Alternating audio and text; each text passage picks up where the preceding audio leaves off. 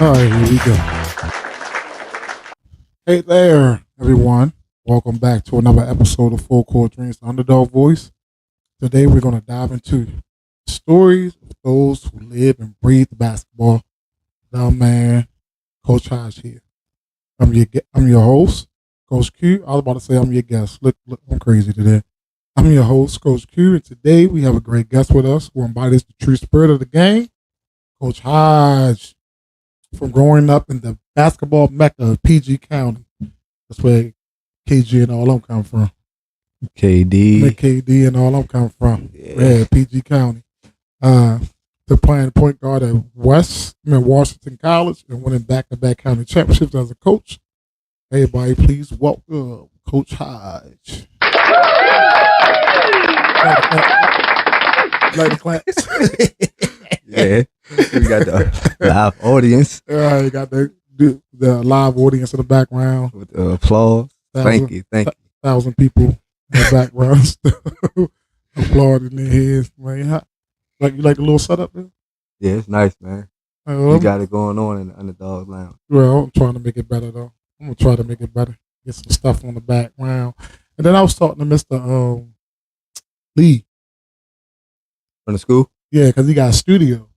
Okay. So he got 3 studios because he do music. I was like, yo, you could have made my theme music for me. So he was like, yo, you need any equipment, anything you need, just let me know. I'm like, oh, all right, sure.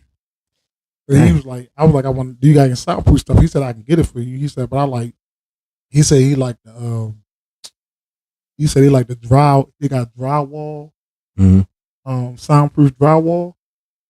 He said he liked that better. I'm like, okay, you know more than me. Soundproof drywall. Let me find out. Get this sound off. Yeah, I ain't never heard of that. Yeah, let me find out and get all this stuff. Get this drywall in here. I gotta do a new installation in here though too though. Because in here like too hot, too cold. Yeah, like in the summertime it'd be hot. And then I don't know what they did to my air conditioner up there. Like it comes through, but it's not all the way open. And in the wintertime, it's real cold in here. So I had to have the heater on. But the heater do a good job with heating up the room and stuff. That's good, yeah.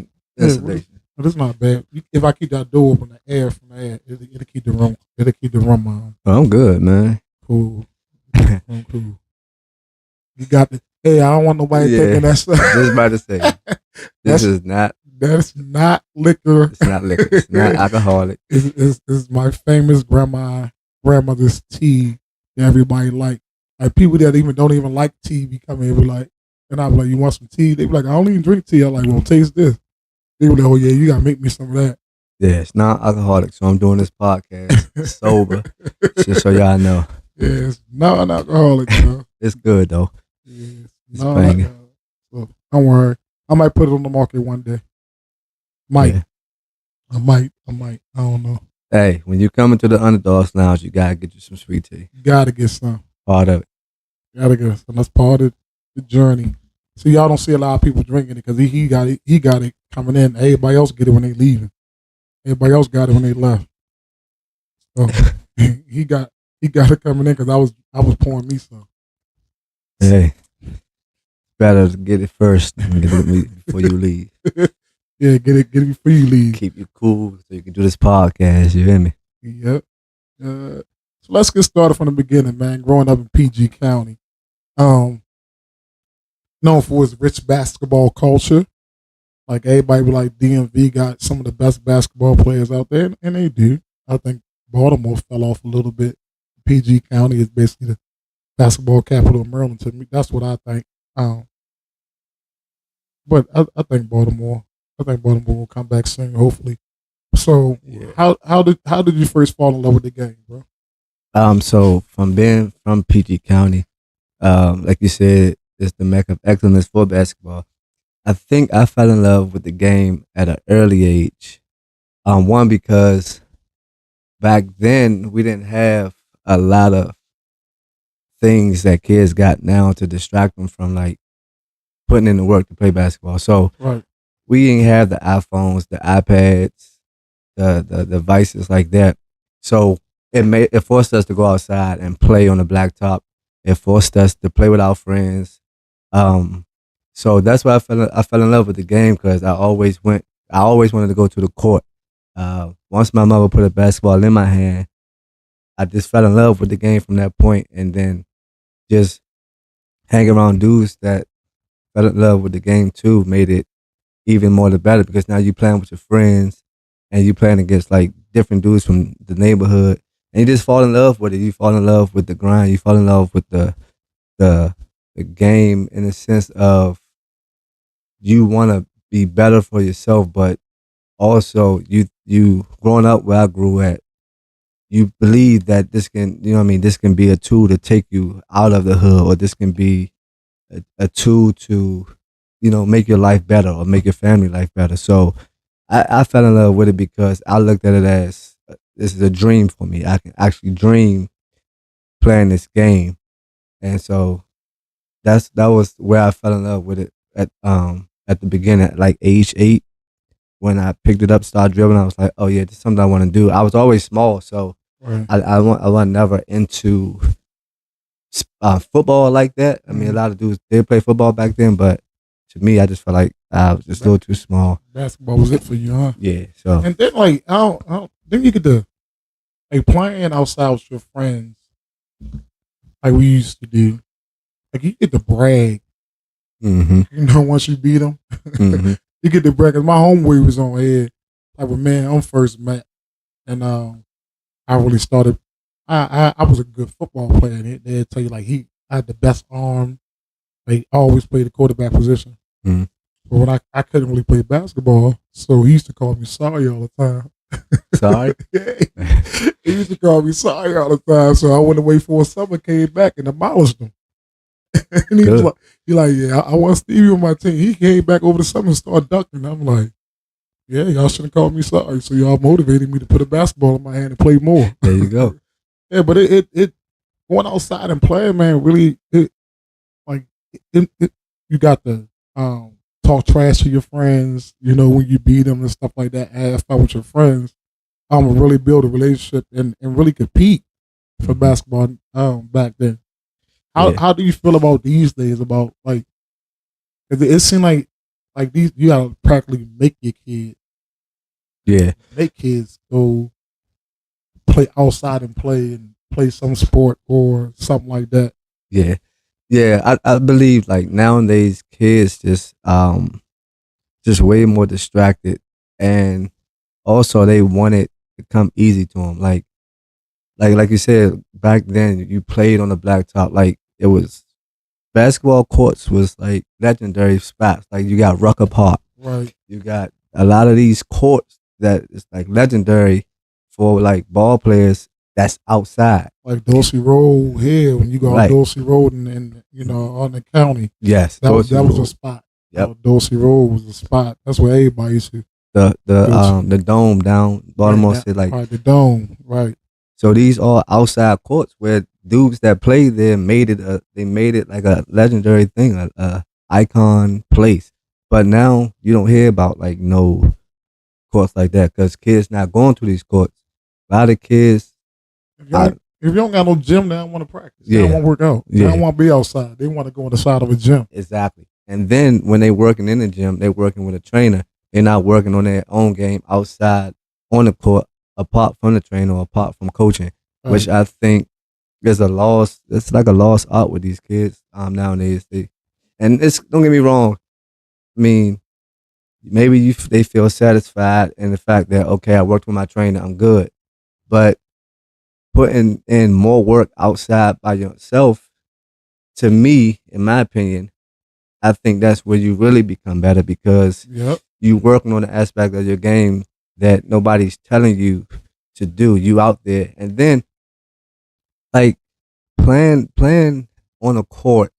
I know for me, when I played on the court outside of the court, and you playing with older dudes, it made you Better. it made you better. One, two, it also made you feel like I have to really take my moments because Right. I might not never get the ball. Ball Like you again. playing against older dudes that they Right. ain't gonna give you the ball Ball back. again. Right. So let me put that work in now and show Exactly. them what I can do so they can want to pass me the ball. Exactly. So it made you work even harder because you're like, man, these dudes I'm playing with, they ain't giving the ball. Like you gotta think you like, dang, am I trash or what? But it made you play and made you train harder so that when you back out there the next time, Right. like you like give me the rock. I can do something. I can play like y'all. Right. I can play with y'all. So, but I think that kids they just don't gravitate to the outside court because it's just a different era, man. There's no courts crowded. No, we used to have to drive to like 4 or 5 courts to find a court that really wasn't that crowded. Mhm. So you could play because once you got on that court back in the day, if you lost, you didn't know when you was getting back on that basketball court. Yep. That's another point. You get out there at 12 o'clock, noon, everybody playing. You might not see that court till 7 o'clock. Yep. And when you lose, and then you sitting there chopping it up. But I mean, it was a great environment to be in. Right. Right. Back then, these days, every court you go to empty. Just empty. Yeah, they ain't even telling if no nets up. It's like Right. It's just empty. It's different nowadays. Like so, me and Coach Hodge, so we work together and we coach together. So I asked him to be my assistant coach at Newtown. So we in class today, and we splitting up the class. So we like, and on this side, you can play soccer or football. Then on this side, we ain't playing no basketball. So I asked the girls, I was like, what do y'all want to do? None of them girls want to get up and do nothing. They said eat, sleep, be on that phone. I'm like, y'all don't want to do nothing. Yeah. Like this is physical education class. And like you don't want to do nothing but eat, sleep, be on your phone, and walk around. Like I'm giving you the option because the boys try to like take over everything. So I'm trying to get the girls the option. Like y'all can play anything else, volleyball, basketball, anything y'all want. Most of these girls was like, I want to eat, sleep. I'm like, yo, is this what it's coming to? Like, yeah, nobody want to do anything, man. These kids don't want to go outside. I would think COVID would have changed all that. Like being stuck in a house like that. Mm-hmm. Make you get out. Yeah, I think it would want to make you get outside. Like, I don't know. Different mindset nowadays, man. It's a different generation. Don't want to. I ain't knocking them, but they just different from how we do things and how we grow up. Yeah, they want things fast, quick, and tomorrow. If I ain't good by tomorrow, I don't want to play no more. Yeah, I think this generation is more results oriented than they are process oriented. Yep. And they gotta fall in love with the process. They like to fall in love with the results. They want it now, quick. And go ahead, I'm sorry. My bad. Like when they see the greats playing and they see these guys on TV and these girls on TV playing, they really think these girls ain't grinding. They really think they just got good like that. Yeah. No, these people grind, and that's the difference between you becoming good and you becoming great. Is your grind. Mm-hmm. You know what I mean? Is you only going to practice with your trainer, or you going to do more? But the people that just practice that trainer get killed by people that do more. Mm-hmm. Like you meet that girl that does more than just practice with her trainer and practice with their coach and practice. And that's what I be trying to tell my girls. I'm like, what do y'all do outside of practicing with me? We practice 3 days a week. What are you doing the other 4? Mm-hmm. And like one of my parents was like, dude, we can get together. My daughter got a basketball coach. Just come over the house and just have fun playing basketball. Like no stress, no not. Y'all just come over the house and have fun playing basketball. Mm-hmm. I think that's one way you get better is by going out and having fun, working on your game. And this guy was talking about train more, play more 1-on-1 and more 3-on-3 basketball, which I think is great. Playing 1-on-1 because you hold you can't hide. Playing 5-on-5, you can hide. Yeah. Playing the 3-on-3 and 1-on-1, you got to be disciplined. Yep. You got to be disciplined. So I think more kids should play 1-on-1 basketball, 3-on-3 basketball. I agree. But going back to what you said, like with your team, I think also these kids not process oriented or things like that. I think they miss the fact that wanting it now and wanting it fast and being results oriented makes them not really be grateful for the skills they got. So like you were saying, like the difference between a good player and a great player is the great players are process oriented, and they it's ugly. The process is Ugly, ugly, right? and a lot of kids nowadays they don't want to be ugly. They care about public opinion. Everything they got to be cute and everything. Their Right. game got to be cute. The way they do got to be cute, Key. and that's not the great players. And I would tell any player that's listening, anybody that's listening, that the difference between the greats and the goods is the process is ugly. It's ugly. Like Ugly and boring. it's ugly. It's boring. It's You're doing the same thing yep. over and over and over again. You're not doing 350 doggone dribble moves. You're doing one dribble pull up 200 times until you master it. That's the ugliness of training and specializing in something that you do it and you master that before you move into the next thing. Yep. These kids want to do. All right, let's dribble 500 times and keep on. Stop after 5 minutes. Then let's go shoot threes. No, we ain't doing all that. Yeah. We ain't doing all that. It's a form shooting process. You want to get better at shooting. We're going to be doing form shooting for a month, huh? Yep. Yeah, we're doing form shooting for a month. Like so Drew Hanlon, right? I had him kind of my school. He trains like Joel Embiid, Jason Tatum. So he was telling us about when he was training Jason Tatum that he just had Jason Tatum the whole summer just do the jab step. So it's like, why am I doing the jab step all? You gotta master it. Now look at Jalen's jab step. Yeah, shout out to Jason Tatum. And they're in the finals Jason tonight. Tatum, right. So look at Jason Tatum jab step now. Like it's a beast. Like, cause you gotta perfect that jab. You know what I mean? Kobe Bryant. Listen to Gilbert Arenas today. Dude shot. He said he prepared for everything. He prepared for when he got hurt. He said, I sit there and watch that man shoot 200 shots left-handed. Right. And then, when Kobe hurt his right shoulder, he started shooting the ball with his left hand. He prepared himself for things that That's probably would never happen.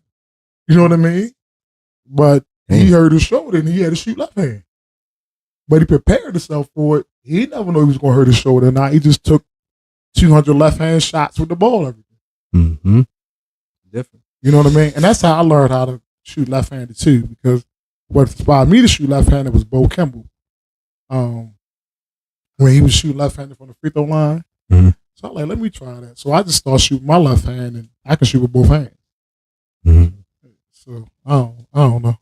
It's That's a process, man. It's a process.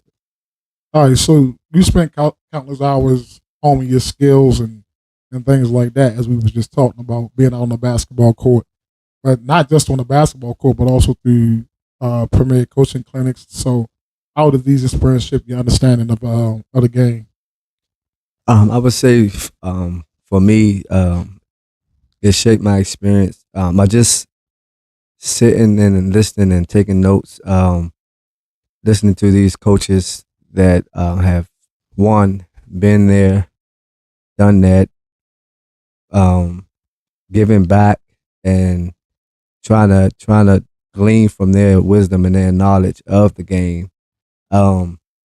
Taking what I can take from them in order to make myself better, make my team better, and make the people around me better. I think that when I go to these coaches clinics, I am thinking about ways to get better for my players and just myself. So the understanding of that helped me with just seeing coaches' views on certain things, and how they look at it, and then the way they look at it and why they doing it that way, and not just doing it the same way they do it, but taking it from them and creating it and making it, the way I do. And that helps me understand. So every coach probably can have their own philosophy, and it may be the same philosophy, but it's different in how we understand it and how we look at it. Like a lot of people say no middle defense, but that's still the same as lock left Right. because you taking away the middle, which is that person's right hand, and you sending them left. So you just take notes and understand that it can be the same thing, but it can be taught differently. And I learned in these clinics to hone my skills in the aspect of coaching as it relates to how I go about it. Um, Not just taking what they say and using it because my players may not be their players. Right. And my players might not can do what their players do. You, But if I can understand it the way that I can understand it, I can break it down and teach it to my players. And I think sitting in these different clinics and getting these different views helps me bring it into the realization of how I can coach and how to make me a better coach for the players that I come in contact with. yeah, you like. I Here's the thing, people. I cheated. I ain't gonna lie. I cheated all my life. I copied every last coach that I ever been around. I cheated. Sorry. Basketball is nothing new. Basketball is a copycat Mm-hmm. sport. Like if you ask any coach, oh yeah, I got this from such and such. I got that from such and such. Uh, but I added my own twist to it, Mm-hmm. so it can better help out me and my players. So I cheat, dude. I take stuff from everybody. Uh, even when I'm coaching against a coach, I take stuff from them. Mm-hmm. I like, okay, I like that. Yeah, I'm gonna try that. So yeah, you go to these coaches. Like we went to a coach's clinic this summer. Yeah. Was it this summer or when? Yeah. No, it was in fall, right? Uh, Was it in the fall? It was in fall before the season started. We went to Wooten. yeah, Woonton. I think that was the summer. It was summer, The summer be like maybe it was early fall. In the summer, early fall, just before we had trials and stuff. right? So we went to Wooten, and Hurley was there. Michigan coach, she was there. Georgetown coach, he was there. Kansas State coach was there. So we got a lot of stuff and knowledge from a lot of D1 coaches that have winning programs and learn something from every last one of them. Mm-hmm. So trust me, yeah, this is a copycat business. Everybody copies everybody. It's just putting your different spin on it. So yeah, Exactly. Yeah, that shaped my experience big time. That Wooten clinic really shaped my experience as far as coaching. yeah, Like you said, these different D1 coaches winning programs, winning championships, they really like helped me in a sense. Coming into the season, what experiencing what they taught and how they taught it, and just from that experience helped me navigate the Newtown season. yeah. Took out JV to his undefeated season, 17-0. So those kind of experiences is how I honed my coaching experience. And again, like you said, it's a copycat sport. You just understand in certain ways, and you just put your spin on it, put your twist on it. That better helps your personnel on your team. Right. So So, that's it. yeah, so as a former college basketball player at Washington College, what was it like playing as a point guard there, and how did that experience fuel your commitment to the sport? Well, for me, my experience as a point guard at Washington College was this is why I'm here. This is why I'm here in the underdog lounge, ladies and gentlemen that's watching. I served my first year on the bench. I was the backup point guard. There was a point guard in front of me from New York named Marcus, and coming into that college on a scholarship, I had to play backup role. So I was the backup point guard. So my freshman year, I didn't see tons of time, but that experience shaped me to the point where I didn't take for granted when I got on the floor. I may got on the floor for 2 minutes, or for those of you that get in the game when it's blowout run, hey, it is what it is. You gotta just take that experience, take that moment, and you have to maximize it because you don't know how far it can take you. And this is the Underdog Podcast. When you have those kind of stories, when you might not be recruited and you might not be top this, but you good enough to make a team, then you gotta just take that moment and you gotta just capitalize on it. And Put that work in. you gotta put that work in. And that for me, being the backup point guard, that shaped my whole experience when it came to basketball. You gotta approach it as a pro. Um, it was games my freshman year. I didn't even get in. I didn't get in, but I ain't pout. I ain't asked my coach about it. I just kept working. You practice the next day. You work hard. You stay after practice. You get shots up. You come in practice early. You get shots up. I didn't make no excuses for myself, and that experience for me being a backup point guard, it's what led me to be a better leader. It made me who I am because I didn't look at it through the lens of, oh, I should be starting. I'm better than Marcus. No, this is Marcus' time, and when my time come, then my time will come. But when I get in, I'm gonna do my best. I'm gonna give my all, and that's the experience I look at through life with. Like no matter what I'm doing, how I'm doing it, I gotta give my all. I gotta give my best. I gotta put in the work. And playing as a point guard, that helped me at Washington College. That helped me with how I coach, how I play, how I teach, how I do everything in life. That one experience shaped my whole existence as it relates to my mindset.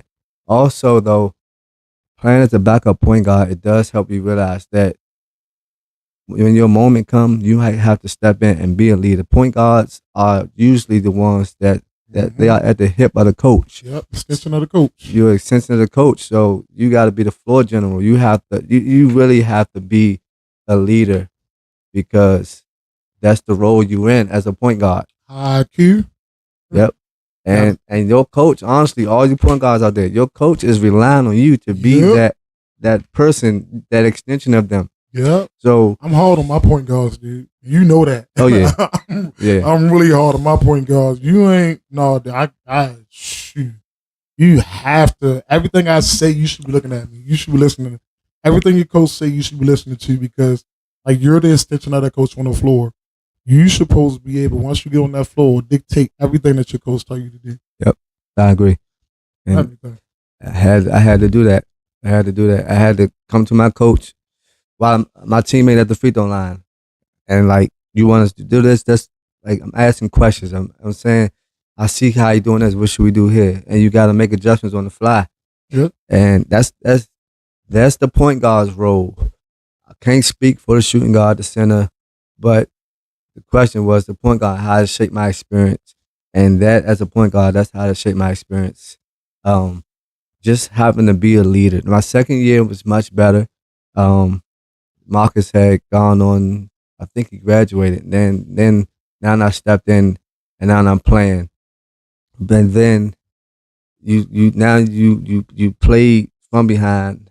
Now this second year, your sophomore year, now you actually playing and you starting games. Now it looks different. So now you got a little bit more responsibility. Mm-hmm. You got a little bit more on your shoulders, and now it's different. You gotta make decisions. You have to put people in positions to succeed. You gotta do all these things as a point guard, and even in life, like you gotta be for people around you, that you wouldn't think that you would in a natural sense. You wouldn't think that you would, but now you have to because now you're in this role where you have to make others better, or you have to bring along the person that's behind you now. Like you can't just say, all right, I'm the point guard now. It's my job, and you're not mentoring the person that's the freshman that's coming in behind you. Yeah, that's a selfish teammate. Yeah, that's a selfish teammate, and that's how. And if you like that in life, you're gonna be selfish. Right. But you gotta pass on these things. And then my junior year, now adversity comes where, all right, get injured. Now the guy behind me, Phil, he comes in and he's the point guard. Now you're gonna everything in your mind like, did I just lose my job to this dude? And now Phil's a good player. He was out of PG County. I think he came from Largo High School or something like that. He was a good point guard. He was good. And I went down with an ankle injury. But I wasn't the one that was like trying to hold Phil down or just keep him like keep my hand on him. No, what I did was I took him under my wings, like showing him the road. All right, this is what you want to do. All right, this dude keeps going under. You might want to just step back, take the three, or he's going over. I showed him like different things on how to play the point guard role. So from freshman to junior, I didn't play my senior year, but from freshman to junior, it all like transitioned from first being a backup, then stepping in the role, being a starter, and then getting injured my junior year and not ever getting my spot back. But not becoming bitter, but becoming better in the sense of like, hey, you got to take on this role. You got to be for this dude because he, you know what I mean, it's for the betterment of the team. Right, being a great teammate. Then it's for the betterment of the team. Had I harbored like feelings, but like, man, nah, he taking my job. I ain't about to help him out. I ain't about to get my job back. I'm working hard to get out this air cast and get this surgery so I can get back. Now, had I thought like that, then we wouldn't been a good team because I'm not bringing him up or showing him the ropes, and I'm being a selfish teammate. So all those experiences shape that mindset, and it all stems from just being a point guard. So what? So this is not me. We all see it. This the me. This the me generation, like or the I generation. Like, don't nobody want to do what you just said that you did. Don't nobody want to bring the next person up behind them, or because they're scared they're gonna get their spot taken and stuff like that. But it's not about you. It's about the betterment of the team. Like if you're the starting point guard, one thing you gotta do is you gotta keep working hard and to keep your job because you never know what's gonna happen. But even still, if that do happen, like you said, still, you still won't play. Like even though if you lose your job, you still won't play. But don't hold somebody else back. Right. You know what I mean? Help them along, and it's for the betterment of the team. I'm trying to win the championship. But I say this, I know I'm still gonna get some time. I say this, like help the team out. Nowadays, like I ain't helping. And it don't make no sense to me that if you're going to play a team sport, be a great teammate. If you don't want to be a good teammate, then go play tennis, go play golf, go play something that doesn't involve you and other people on your team. Right. Like because that's just selfish, and I wanted it. Not this like there's a lot of selfish players out there today that's just thinking about their self. And I'm gonna tell y'all a little secret. Y'all think that, but the people that you want to go play for, like the coaches, they don't think that. You have to be a great teammate, even if you are a star. You have to be a great teammate. And if you're not a great teammate, the good coaches and the really good coaches don't want you no matter how good you are. I'd rather have 5 good teammates than 4 good teammates and one person that don't want to be a great teammate. I think they the star, and it's not going to work. So y'all is listening, kids, whoever, parents, like stop. Teach your kids how to be great teammates. If you be a great teammate, your kids will turn out to be great people. But if they selfish, they're gonna turn out to be selfish people. And they ain't gonna get that far. So yeah, that's a great story, man, about how you ain't just pout and moping. No, man. Look, I'm trying to win. I'm hurt. Let me help this young guy. Let me help him lead our team right now. Yep. So what happened your senior year? So after I fought hard, like to come back and like play, my ankle was never the same. So I just forgot it. I just didn't do it, but I did stay close to the team. So I started to come on as a coach. So this is where the coaching aspect came on for me. So I played 3 years, and then I didn't go and play my senior year. So I stayed on the staff, just not paid, just stayed volunteer because I loved the game that much. I didn't want to leave it. Right. So I just stayed in the role of like I would say a self-proclaimed college coach. I wasn't on the staff now, but I'm just there and I'm just like gleaning and listening and just like advising, you know what I mean, the kids that came on from behind me. And so and Phil, who came behind me, the same kid that I didn't have resent and envy for, but I did take him under my wing. To this day, I'm not taking credit for it. To this day, I think he's coaching right now. Oh, So yeah, he's coaching, and I believe he's doing a good job at it. But had I been like, man, I'm not about to deal with Phil. Who knows what it went. right. Who knows But where? from there, it just took me to now being wanting to coach now, like falling in love with like still mentoring and helping and teaching the game. So I think that injury was kind of a blessing in disguise. Right. I enjoyed playing basketball. I played it again, starting back from the beginning of the podcast. When I was 8, fell in love with it. It took me to college. It did what it needed to do for me. I just used it as a tool to get to college because I didn't have the means. My mom didn't have the means. So, but I had to get to college and you know make my life better and do something and get out the hood. So I used basketball as that tool to do that, and it took me to college. I got scholarship for it, but that last year, I think that's when I said, you know what, I had a good run. This is cool. Like I had an experience. Not everybody had that experience. Right. So Right. for me, I was content with the experience, and Okay. now I wanted to further this, but in a whole different setting. So that's when I like got into the coaching thing. And so I know I couldn't coach at the college level just yet. I just there's certain things, it's levels to it. I mean, you got to learn these things. Right. So that's when I went and I volunteered, like Boys and Girls Club, Mhm. and like a local Boys and Girls Club around the corner from where I went to school. And then from there, that's when it just That's when the coaching just stepped in, huh? Yep. And then I just fell in love with now coaching. So it went from player to coach. And I'm kind of glad that the ankle got bummed out and stuff because I honestly, I don't know, y'all gonna think I'm crazy, but I honestly like coaching better than I did like playing. And playing was fun. Playing was fun. And I know a lot of people like, what? This dude is tripping. How you like coaching better? Yeah. I know, yeah. Trust me, I get it. Coaching is a very stressful. Hey, listen, coaching is stressful. Stressful as heck. If y'all want to get into it, I would caution you. Like, You gotta have tough skin. yes, you better. It's not for the faint of heart. Trust me. No, it ain't. You're No, looking it at ain't. 2 coaches right now. It's not. It's not for the faint of heart. And So what we went through last year, yeah, and we had winning seasons. Yeah. like I ain't like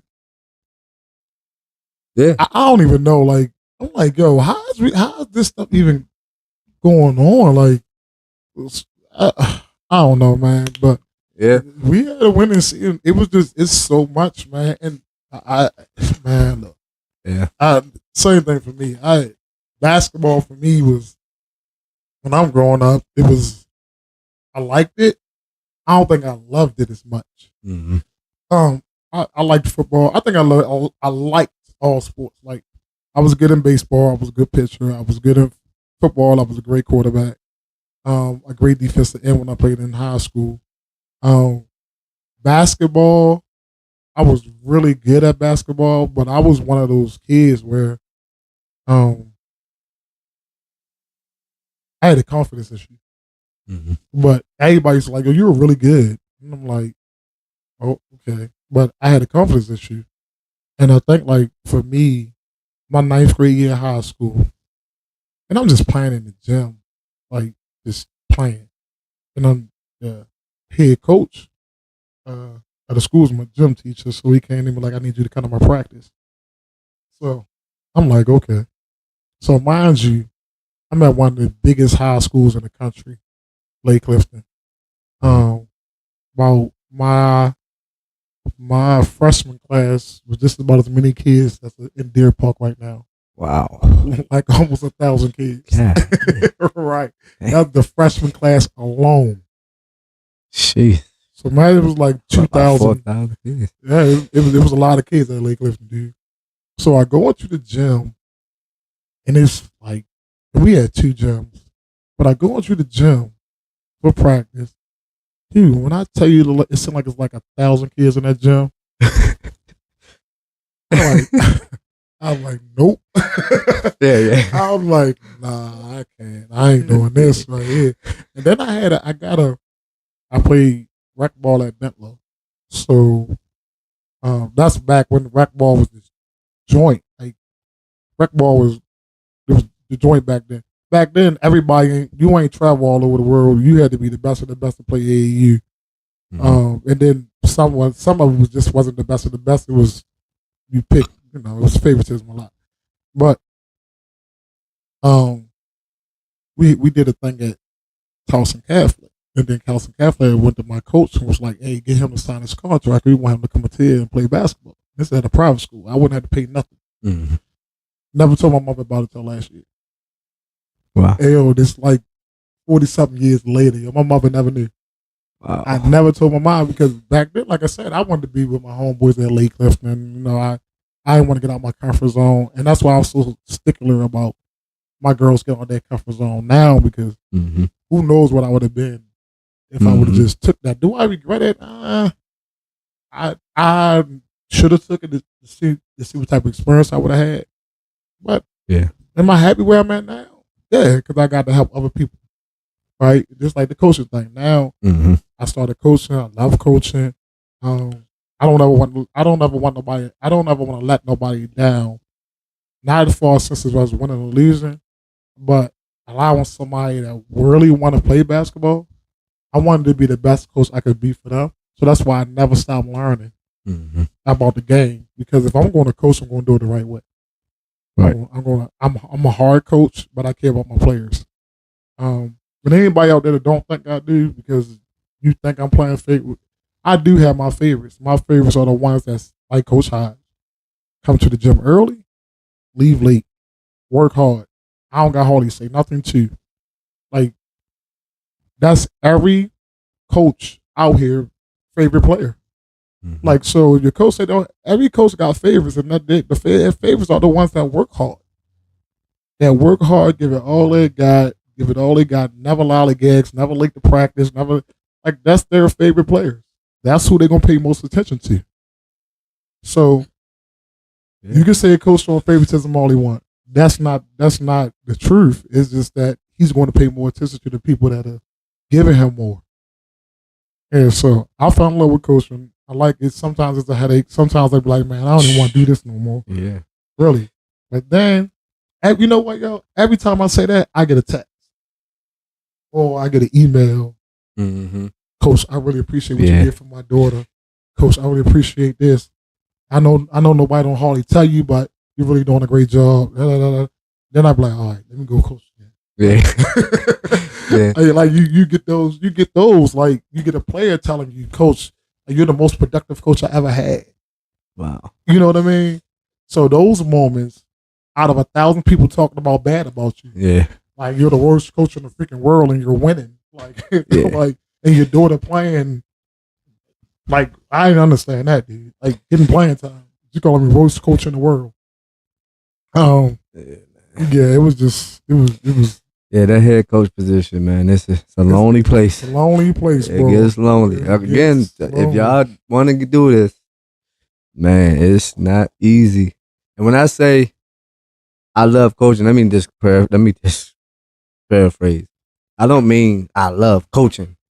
I love that a player, helping a player, teaching a player. I love the fact that I can help that player be impactful in life. Right. Right. That's what I mean by that. Like I can come in involved with a player who's raw, never played the game, and develop them 4 years from now, and everybody wants her. That's the part I love. Right. The X's and O's, all that other stuff, anybody can do X's and O's, but can't. A lot of people can't develop.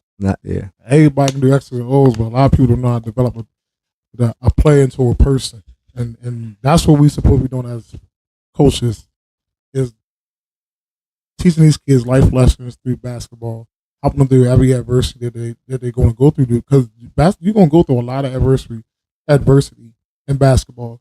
Like you're going to be on somebody's bench. So and my girls in college, like Some of them don't get that much playing time. Some of them do. Some of them got to sit on the bench. But you know what? They're dealing with it. They're Mm-hmm. dealing with it. Unless it's malicious and is mentally whistling to them, they're dealing with it. They're Mm-hmm. dealing with, okay, I'm going to wait my turn. I'm going to still stay in the gym. Why is this? Why is that? Because they've been through it. With me, and a lot of my girls, again, y'all hear me say this, do not like soft coaches. So if you soft, they don't even want to play for you. Mm-hmm. Like they want you to tell them what they're doing wrong. They want you to be hard on. They want you to push them and all that. So it's Yeah. something you gotta do. Something you gotta do, coaches. Something you gotta do. So we just talked about you transitioning from a player to a coach and that significant shift and what motivated you to become a coach and how your playing experience had. How did the playing experience form your coaching style? Okay. Inform my coaching style about so me playing. I would say I don't coach the way I played. Um, I know a lot of people, a lot of players who turn coaches. Some of them coach the way they used to play, but my game, the way I coming up, the way I play is different nowadays to how these kids play. We didn't really have a three ball like that. The rules has changed now, and some people can put their hand under the ball. That used to be a carry back there. Right. So some people take 25 steps and yeah, they ain't travel no more. So it's different. So I adapted my coaching style from my playing style. I took certain things from my playing style, but when I coach from the standpoint of like I see a player as a blank canvas, and I try to hone their strengths um individually and make it fit the collective group Right. as a whole, because we all have a common goal, and that's whatever our goal is, whether it's to play as a team, defend as a team, win as a team, whatever the goal is. You take individuals and you try to take their strengths and put it all together. So I look at it from like a blank canvas. Like, okay, this you do this well. You need to do this well. You don't do this well. You need to fix that and make that well so it can fit the whole group. I didn't play like that. I played more so um, as an assist guy. Um, I would say that I want a score. I was an assist and defense person when I played, and so I don't coach um, assistant defense. I coach team. So my style is we have to play team ball. You gotta defend as a team. You offensively, you have to pass, cut, set screens, things like that. Um, so my playing style that didn't really inform my coaching style that much. What it did was show me all the wrong I did as a player, and it helped me look as a coach not to not to show my players. So look at my players and be like, okay, I did this wrong as a player. Mm-hmm. You can do this right because I did this wrong already. Mm-hmm. So it informed it in that aspect of, okay, I already made the mistakes. Now I'm gonna show you how not to make the mistakes because I already made it. I know what it is to do this wrong and have improper footwork or have bad shot mechanics, all those things. I already know that those stuff is wrong at being a player. So as a coach, I'm trying to show you not to do that. I'm not trying to change your jump. I'm not trying to change your footwork. I'm just trying to tell you I made those mistakes, and this is going to help you better if you do it this way. So it informed my coaching that on that front, that my bad habits, I'm trying to not let you have Right. those same bad habits. Right. So I like I told you, I don't train that much anymore. Like I still do a little bit of workouts here and there. But like I told you, I'm changing my training style to more game like training. Like I don't just only way I would train a person one on one now if we specialize in something. Like if you really want to work on your shooting, that's all we doing all day. Like we doing form shooting to correct some mechanic issues and stuff like that. But on training, it got to be at least 3 people because we setting screens coming off of dribble handoffs and stuff like that. That's basketball played in 2 and 3 segments. That means it's either a 2-man game or a 3-man game with 5 people on the court. Mm-hmm. So it's either going to be a triangle situation or it's going to be an off the ball screen situation, dribble handoff situation now. So I train more like that, like it's a game situation. If I got girls, we'll do some individual stuff first, and then it start leading up to team stuff. And then especially if I got like 6 or 8 girls, because I train like 6 or 8 girls at a time, then we run 3-on-3 or 4-on-4. Or, I let them go 1-on-1 first, then go 2-on-2, then go 3-on-3 and stuff like that. Mm-hmm. But they got to do what they just learned. They got to set the screen. They got to come off the dribble handoff. They got to do the stuff that they just learned. So it'll be easy to translate it into the game. I think it's hard to keep on doing one-on-one training and not put it to use. Mm-hmm. You know what I mean? Mm-hmm. In game situations. So my thing is, it's good to hone your skills with one-on-one training, but I really think that if I am just going to do one-on-one training as a player, I gotta go find 3-on-3 pickup games to see if all the stuff that I'm learning in my training can translate into a game. You know what I mean? So I got away from that one-on-one training and started doing more groups of like 3, 6 players, 5 sometimes, but I try to get away from that. So I like I don't even I used to love training, man. I don't know. I just don't I just think that it needs to be more game like training. Mm-hmm. I agree. Because these kids don't know how to play basketball. Yeah. They have fun on night. They cheat 1-on-1. They watch the NBA. They don't know how to set a screen. They don't know how to come off the screen. They don't know how to defend a screen. They don't know how to roll to the basket. They don't know how to cut. Like, it's just, it's ugly. It's ugly sometimes. I just think more players need to group like training, man. I'm adopting that. I'm adopting that same method of training myself.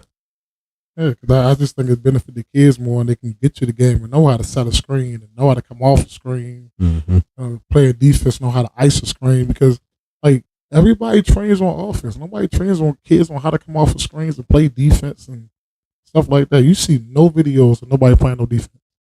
Nope. None. You're going in there, there's barely any videos. You probably, out of 100 videos, you probably get 2 or 3 where they show somebody how to actually play defense. Coming off the screen, how to ice the screen, how to hedge it and stuff like that. You don't see that. They learn all that in practice with their coaches and stuff. Why not be trained on that? So when you get to practice, it's easier for the freaking coach. I agree. Easier for the coach, 100%. man. So you're known for your keen insight, what you just got finished talking about, and your in-depth understanding of the strategy of basketball and your game theories. So can you share a bit about your coaching philosophy and how it led you to back-to-back championships? At 2 different schools. Yeah, absolutely. So my coaching philosophy, it's real simple, and it goes back to what we talked about earlier in the podcast, and just doing the same old boring habits. Teaching your players just to do the same thing over and over and over and over and over till they master it, because once they can master it, then they can reach their maximum peak.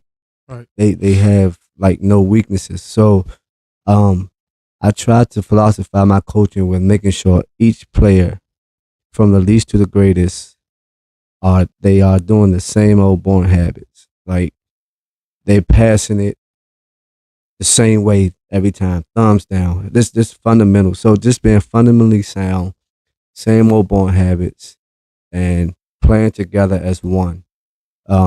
It's narrowed down to those 3 things. In the grand scope of things. So, that's just how I approached it this year, and last year.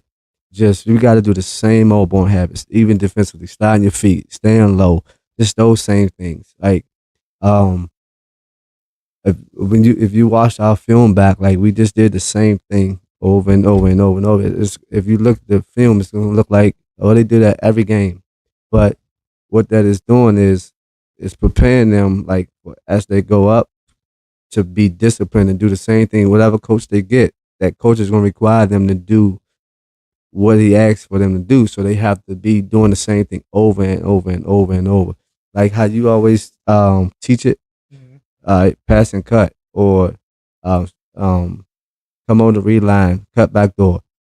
Things that it's just the same old born habits, Born habits. over and over and over. Let's become automatic. Exactly. So that's the philosophy I have. You got to do the same thing. You might not get it the first time, but you got to keep doing it over and over and over. Right. So continue to pass and cut. Continue to do a Laker cut. You got to keep doing it. Okay, coach, we do this every practice. Yeah, that's cool. That's cool. I want you to do it every practice. Yeah, do it every practice. It's basketball. You're learning how to play the game of basketball with these little things that you think is so boring. Like, but when you do it in the game, you be like, yo, like that's a great play. No, that's not a play. It's just you playing basketball, right? Because you know where the defense is going to be at. You know the movement. You know, all right, if I pass you the post, their feet not in the paint, I'm gonna Laker cut it. If their feet is in the paint, it's their decision to score or not.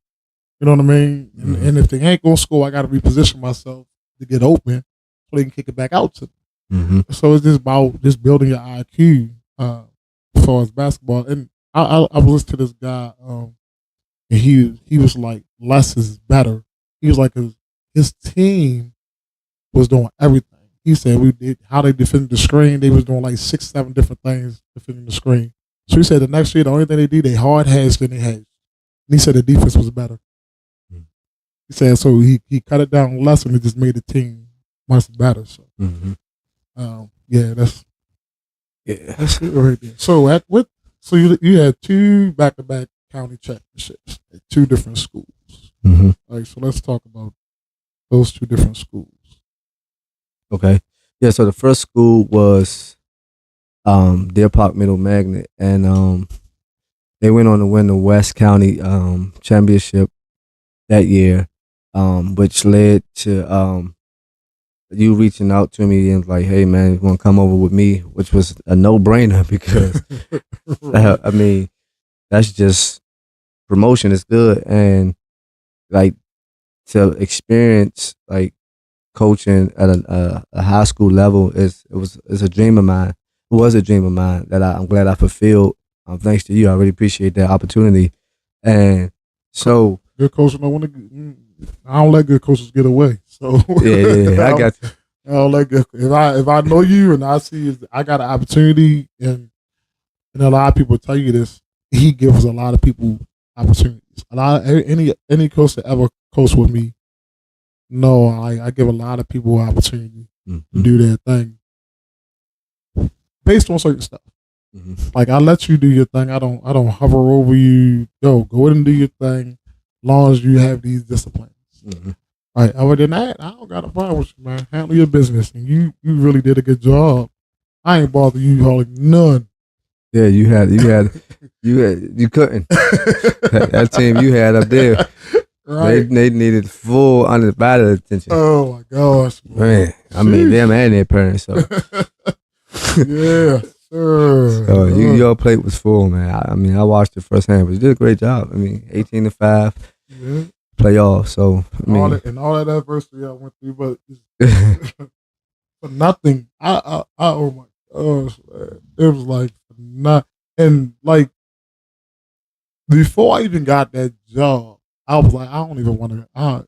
My last AAU year made me not want to coach no more. No more AAU. Anyway, I'm like, I'm not doing it no more.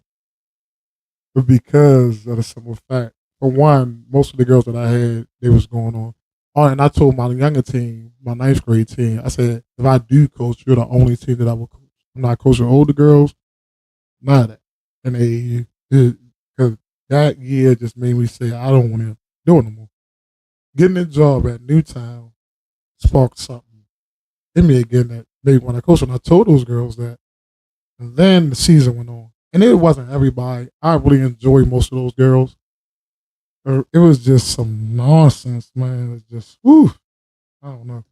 But it comes with the territory, you know. Long as you got a good AD dude that got your back, you don't got nothing to worry about. And I think I was fortunate to have in my high school coaching career two really good AD that really had my back. Mm-hmm. They know how I coach. They know my coaching style, but they also know. They also, no matter how I coach, I'm not being detrimental to people, and I develop, and I get them into college. Mm-hmm. I help them get into schools. Mm-hmm. So, um, I'm not an easy coach. I am not somebody you're gonna come in there, push over, and stuff. No, in order, I don't care if you Michael Jordan. You ain't working hard. You ain't playing. Mm-hmm. I don't care how good you are. Your parent can be mad. You can transfer. You can. I don't. I'm not a. I'm not a. I'm gonna run after you. No, I don't want you to leave. Go. Bye. See you later. Mm-hmm. For real, yo. Peace. Yeah, but I think people think I'm arrogant for doing that. No, dude. I don't. I'm not that type of coach that's beg for players. Like, who does that? Who does that? My integrity and my character is way. I'm not doing that. I'm not begging no kid to play for me. Mm-hmm. I'm not. I know how to develop. I can take 5 kids in the 9th grade that don't know how to play basketball, and I guarantee you by the 11th grade year we compete. Mm-hmm. Mm-hmm. I never had a problem with development. So go. I'm not the coach for you. Good luck. I ain't mad at you. I will still help you out. Anything, I still help people out that left my organization. All that. Yo, what you doing? I ain't doing. You got coach? Got college match? Nah, I don't got no school. All right, look. I still like you. Still doing your thing. All right, I'm gonna call. Make a couple phone calls to see if I can get you somewhere. Nice. I don't harbor no ill feelings for no player that ever left me. Like, Mm-hmm. because half the time I know it ain't really you. I know it ain't really you. I know most of the time it's your parent in your ear that's trying to live through you. Most of the time, that's what it is. Yep, there he said it. I said it. Yep. Most of the time, that's what it is. The parent trying to live through their child because they wasn't Michael Jordan and they ain't get to play against them. I said it. Yep. I sure enough said it. There's a lot of parents out here trying to make their kid their golden egg. Mm-hmm. You know what I mean? And you gonna get us out the ghetto, or you gonna get us the better man. Look, majority of these kids ain't gonna do it. I'm just telling you, your kid can still be the best player, and you still not get out there. Stuff happens. Stop using your kids to try to make you. Mm-hmm. Yeah, for sure. It don't happen that much, parents. I'm telling you that now. Love your kid, watch them play, enjoy them play, because guess what? It's gonna be gone. It's gonna be gone like that. It's gonna be gone like that, and you gonna forget. Like, why did my kid even play basketball? You're gonna forget all the good memories and watch your kids have fun and play and develop, man. And just let somebody coach them. Mm-hmm. And it was just quote: "Uncoachable kids become unemployed adults." Sound true. Let your kid be coachable. Uncoachable kids become unemployed adults. Wow. Remember that. Wow. So, player development is a crucial part of the coaching, right? So, how do you approach? And you said some stuff about this, but how do you approach developing your players and helping them reach their full potential? You talked about that a little bit. Can you elaborate on that? Yeah. A little bit more? Yeah, absolutely. So, like I was saying earlier, so I see a player as a blank canvas, and I know that basketball requires a certain level of skills in order to be successful.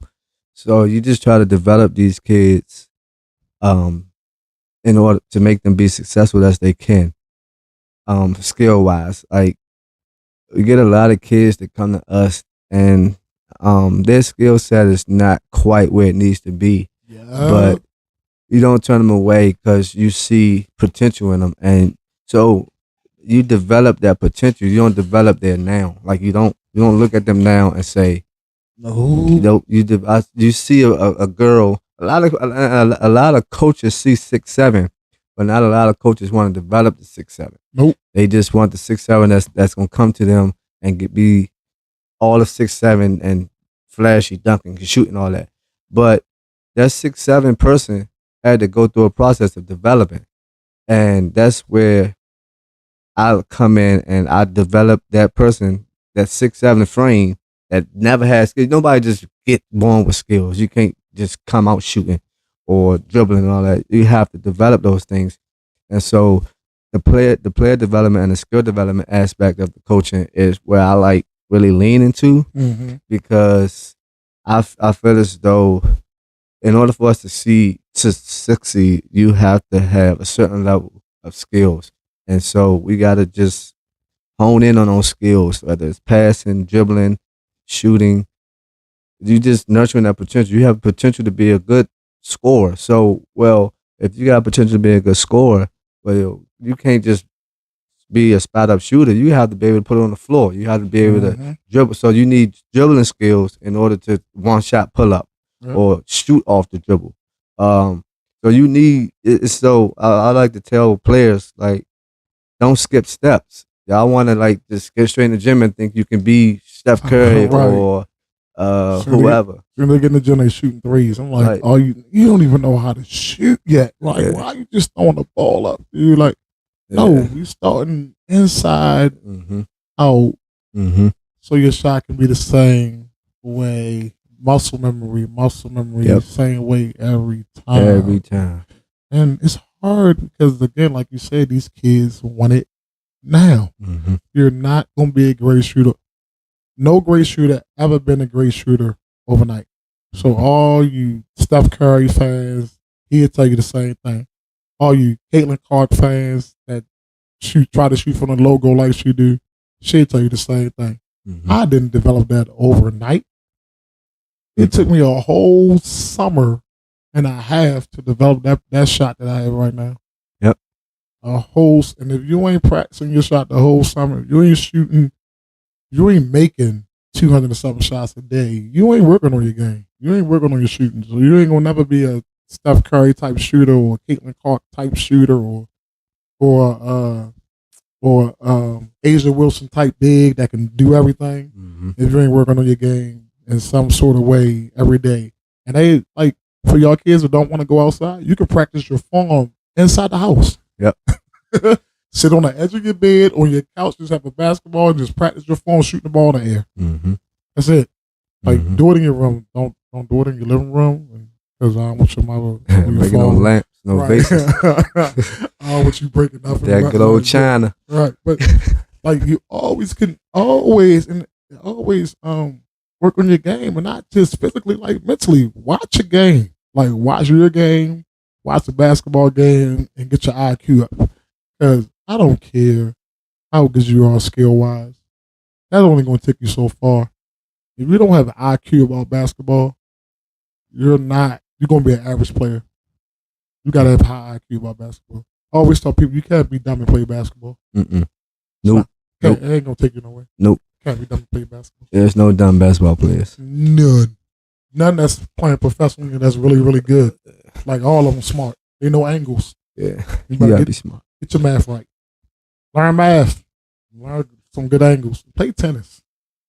Yep. Play another sport. Like don't just focus on basketball all your life. Paige Becker said that she wished she wouldn't have specialized early. Sport. Right? Because she think it would have helped her out with basketball. She wouldn't have specialized too early. So parents, look, on my blog, I talk about choosing a sport, the right sport for your kid. Read that blog. It's on my webpage, sqbasketballchronicles.com. Take a look at that. It'll give you some good tips on how to pick the right sport for your kid and stuff like that. And a lot of other blogs that'll give you some good tips about basketball or any sport. So just check that out. So winning championships was a huge accomplishment.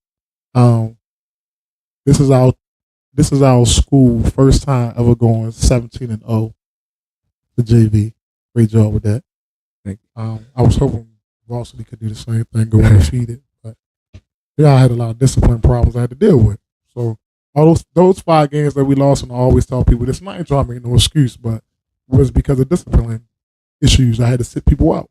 Like, yeah. You gotta be disciplined or you ain't playing. On the 14. Right, you gotta be disciplined with your schoolwork, all that, or you ain't playing. I'm sorry. So if you don't want to do that, don't come to Newtown. I want discipline. I want disciplined players that really focus on their schoolwork. Because you got to be a student athlete, student before athlete. So if you ain't focused about that, then don't come to Newtown, please. Um, please don't, Mm-hmm. because I can't. I don't want to deal with that. Really, I try to help as much as I can, but mm-mm. You don't want to do no schoolwork. I'm sorry. Stay where you at. Go somewhere else. Not having that. All right. So what are some of the key moments or strategies that help you get our team to 17-0? I think for me, there's some key moments where we we didn't face a lot of adversity this season. Yeah. Mainly because of the landscape of JV and just girls basketball in general. Right. Is down. So, but the key moment for us was, What's man tournament? yeah, I think when we played against Savannah Park and was it Gwen Park?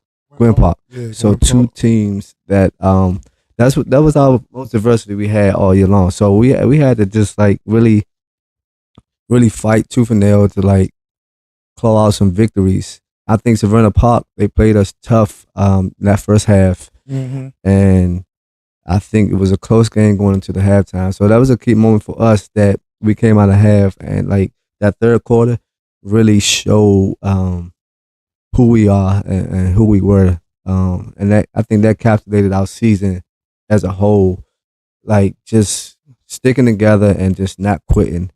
Um, that she got game holiday hoops all for the girls tournament really like Yeah. was one of the key moments for us. Some key strategies from this season was again a lot of my stuff was from the clinic we went to and just gleaning from those college coaches, winning coaches, and just different things, and just taking those experiences and just bringing it to this team.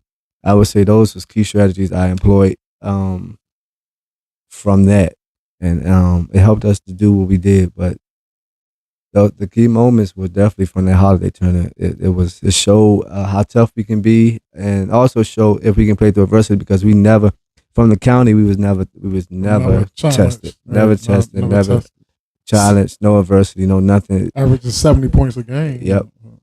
And so that tournament really humbled us because it showed us like, yeah, maybe we haven't arrived. We're not that good yet because here you have the Savannah Park team who look on paper you probably like, oh yeah, they're gonna blow them out. Well, they came and they smacked us in our face and they pressured us. They did everything to us. They made shots.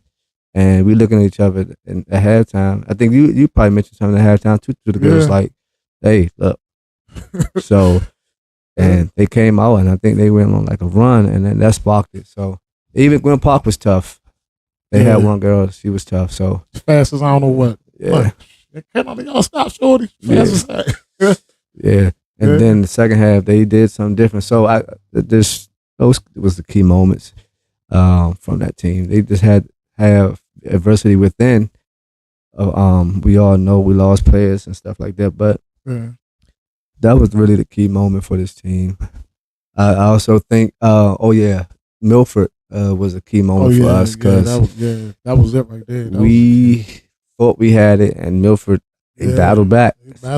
They played tough, and they definitely almost knocked us off. Had that game went on for another 4 minutes, I would say, yeah, we probably would have lost because we just. I lost Kalia that game, right? That was the game after Kalia. You lost Kalia? Yeah. That was like the last game. That actually was the county championship because they was on their side. They was the best, and we was on our side. So I think they cut it within single digits, and it started the pressure started to mount, and you could see the tension over there on the bench, and the pressure mounting for us. I know even for me, it was just like, all right, we had to dig deep, and we had to have some grit because we on the road, and this team is trying to knock us off. So and we ain't really felt no pressure like that all year. Nope, all year, and we had everything working against us. So referees weren't gonna get them calls that they was normally getting, and We was on the road. They had a big crowd. That was their senior night. They had the band in it and The bands, everything. So, and they cutting the lead to 6, and it's like whoa, and the pressure mounted for us. Yeah, that varsity tried to do the same thing to us, bro. I'm like, oh my goodness, they tried to do the same thing to us. Yeah. So what are you like looking forward to this up and coming year? It's getting close. Summer. I know this month supposed to be high school, and I wasn't putting them in that high school thing this year. But some Yeah, it's a high school. You know, June is high school live period. oh, So you take your high school team and put them in the tournament. There's a tournament in Frederick that they was trying to get me to put the high school girls in, but oh yeah. so what are you excited about next year? I know I'm kind of excited because we came in to a school that already had all their players. And I didn't want to really mess with their dynamics because they've been playing together for so long, so I really didn't mess with it. Mm-hmm. But this year, we really get to mess with it. Mm-hmm. Like we really get to, like, all right, this is who we really want on the team. Look, ladies, if you ever see this pot, it's going to be hard this season. You're going to have to fight. We got a lot of new girls coming in, transferring, some freshmen coming in, JV moving up. You're going to have to fight this year. And I'm sorry if you get cut, but if you ain't giving us what we want, if you're not being disciplined, if you're not going hard in practice, if you're not, you're going to have to really work this hard. We're trying to build something here that's really special. And if you ain't trying to buy in, you're going to get brought out. I'm sorry. Mm-hmm. I'm sorry. I don't care if you're a senior, a freshman, a junior, you've been playing for 3 years. We're trying to build something special at this school and trying to get it back to its glory because we're used to winning basketball at Newtown, boys and girls. You can see the banners all over the gym. But we need to get over we haven't got over the hump playing against her for the last couple of years. Mm-hmm. Plan on doing that this year. Almost did it last year. We almost did it until the fourth quarter. Then some stuff happened. But this year, I'm really excited about what's coming in. I'm really excited about finally we supposed to be getting a 6'3" girl that just been sitting there for 3 years. Now she want to play basketball. Her last year of school. Hopefully she keep that and come. But we got transfers that's coming in. Like I said, we got some freshmen that's coming in. I think we're gonna do pretty well this season and for the next couple of seasons. I think we're gonna do pretty well. Yeah, we're getting girls to come to the school and working these girls out, getting them better. I don't like even if we don't get all the good girls better. And I'm not a coach that can say I want out here picking all the back. Like I take a hard worker. I can sit in the audience and tell, oh, she good, but her attitude is what's name. Oh, but she's not as good, but she hustles and her attitude is better. Mm-hmm. I will take that girl over. Oh, she's over her. You know what I mean? Because I can get her better. But like, ladies, gentlemen, I can't control your effort. I can't control your attitude. 2 things I'm not coaching. I'm not coaching effort and attitude. Mm-hmm. I'm not. If you got a bad attitude and and your effort lacks, you can't play for me. I'm sorry. That's a headache, and I don't want. I don't want to deal with that type of headache. You don't want to give me no effort while you playing. That's how I see it. Like, why you out here? Mm-hmm. Why you out here? So what are you looking forward to for this up and coming season? I'm excited, man. I'm excited about the new challenge of getting all these pieces and just putting it all on one puzzle and just seeing how these girls mesh together and from different backgrounds, different schools, different things, and just coming into what we got building and competing for championships and records and things like that. So I'm excited for the challenge. I think that all of these different backgrounds and all these different players have to understand one thing, that it's not about them coming in. It's going to be about the team as a whole. Yep. So it's going to be challenging for us, but I like challenges. I told y'all earlier, I ain't an underdog for no reason. And underdogs, they love the challenge. One thing you know about an underdog, they love the challenge, and they love when they're going against the favorites because it's an opportunity to prove everybody wrong. So when people look at the outlook of our team, oh well, they got transfers and they don't have no chemistry. Oh, they got freshmen coming in. The freshmen ain't gonna be that good. Oh well, their returners, they vying for playing time. They don't care. So you might look at our outlook, but once we get it all going, then you're gonna be proven wrong. Cause again, we got this underdog burn going. Man, I'm still bitter about last year.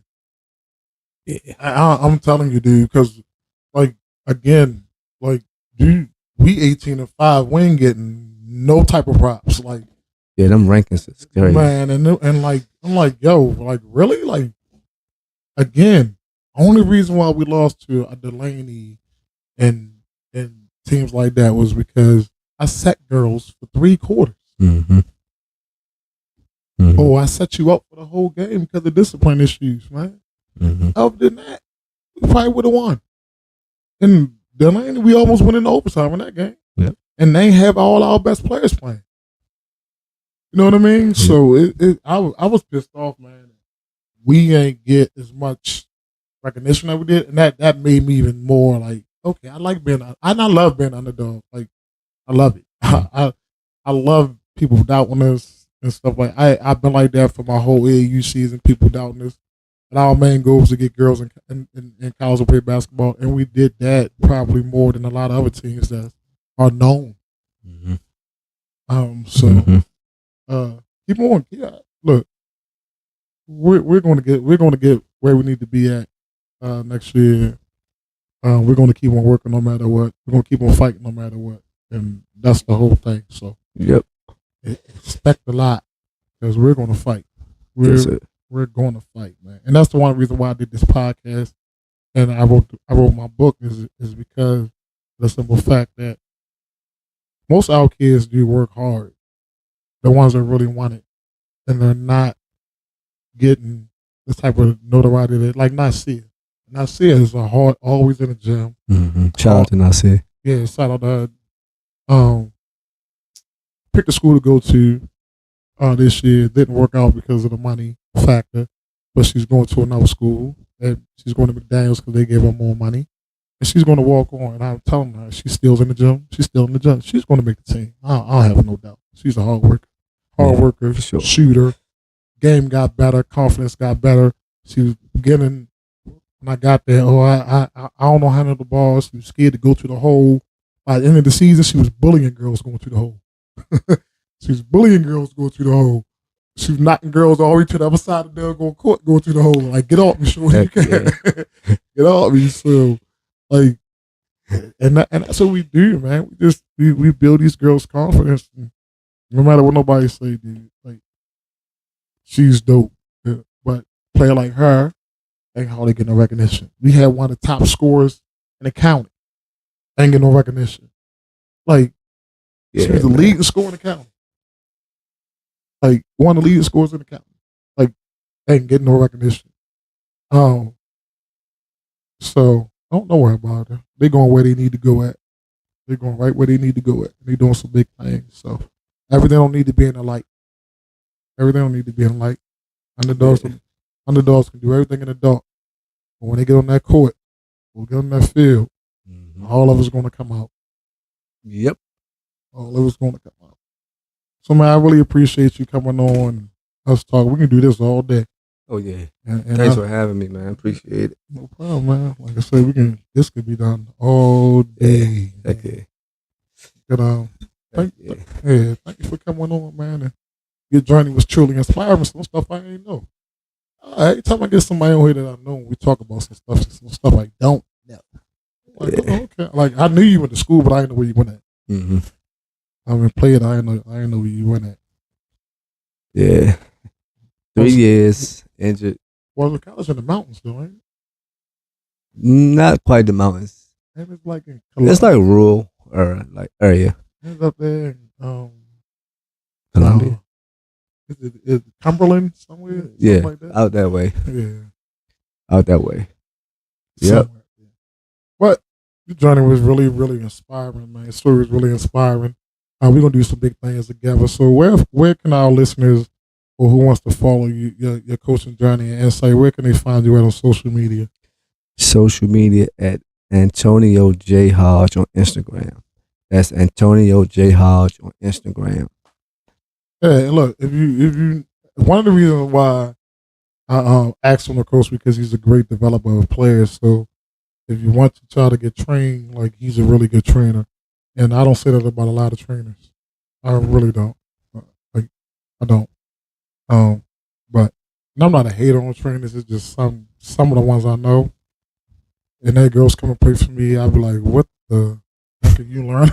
Like, you ain't doing what I've been doing dribble drills all day, ain't you? Yeah. Like, yo, they ain't fixed that shot yet. Oh, I know exactly what you're talking about. Like, why you shoot from your knees? Like, I don't know, but I don't know. I don't know. Coach Hodge 15 on X. Yeah, and so like he's a real good trainer. He's stickler. He goes through the fundamentals of the game and stuff like that. So that's one reason why, because he's a great developer. Like if you got a whole coaching staff that know how to develop, you gonna have a really good team. So Appreciate that, man. That means a lot. I try to pick my coaches wisely. I ain't gonna talk about that. I try. It's an inside joke. Y'all Right, y'all ain't gonna get that. I try. I really do try. Really try. I really try. But we'll be all right, though. Nice having you on, man. Now, look, for everybody else, fantastic. Thank you all for tuning in. Don't forget to follow us on Instagram at SQ Basketball Chronicles. You can catch more of the episodes on Coach Q on YouTube, on Spotify, Amazon Music, and iHeartRadio. For our blog and updates on my book, you can check my book out, Full Court Dreams, JJ's Journey in Basketball and Life. You can check that out. Head over to SQBasketballChronicles.com. Plus, check out our Redbubble store for some cool merchandise, man. We got some good shirts. I know half of y'all not going like this gonna be our way after Father's Day, but we got some cool merchandise. I got a shirt on it today from our merchandise. It's a nice shirt. The underdog father, like the Godfather. So we got some cool merch on there, shirts, coffee cups, everything. Go in there and support us. Help us build a better studio, better sound system, get some stuff for y'all. Get that drywall, that soundproof. That soundproof drywall. I need to get a backdrop, you know what I'm saying? Stuff like that. You know, this ain't easy, but go in there and it's some nice stuff on there, man. Look, I'm telling you, it's some nice stuff on there. Get some merch out of there, man, and really support us, man, because we ain't going nowhere. This is my 17th show. I'm all booked up for the rest of July and June and July, right? So, look, get on board now. Get on board now, because I'm telling you, I ain't stopping.